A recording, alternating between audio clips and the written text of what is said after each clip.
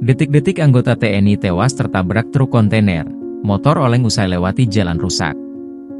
Kecelakaan dialami oleh dua orang anggota TNI di Jalinsum kawasan Tikungan Pasar 7 Desa Wonosari, Kecamatan Tanjung Morawa, Kabupaten Deli Serdang, Rabu, 22 Januari 2025.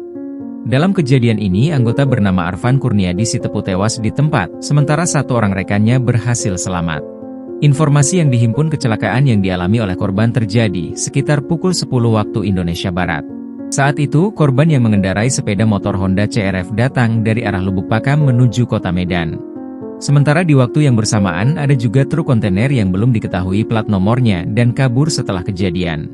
Dia nabrak lubang baru oleng. Kalau kontainernya nggak salah menurutku karena nabrak lubang ini korban ini jadi oleng, ujar Fadil saksi mata.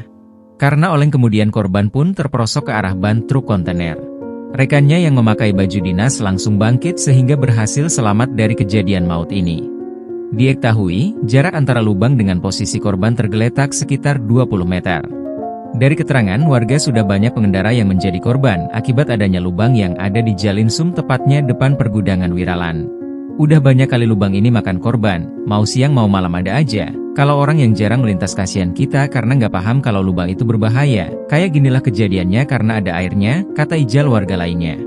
Rekan korban kepada warga menceritakan jika mereka bertugas di 122 Siantar. Dari Siantar mereka mau berangkat ke Medan menuju ke Rumah Sakit Murni Teguh.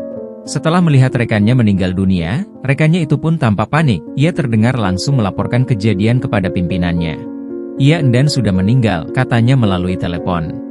Ia pun sempat melaporkan kejadian ini ke kantor Koramil Tanjung Morawa yang tidak jauh dari lokasi. Setelah itu rekan-rekan Koramil pun langsung sigap dan turun ke lokasi. Unit Satlantas Polresta Deli Serdang juga tampak cepat turun ke TKP. Mereka langsung mengevakuasi jasad korban yang mengalami luka berat di bagian kepala ke rumah sakit.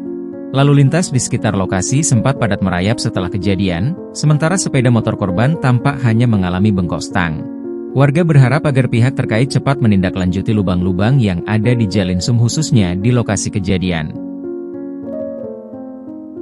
Download Tribun X sekarang, menghadirkan lokal menjadi Indonesia.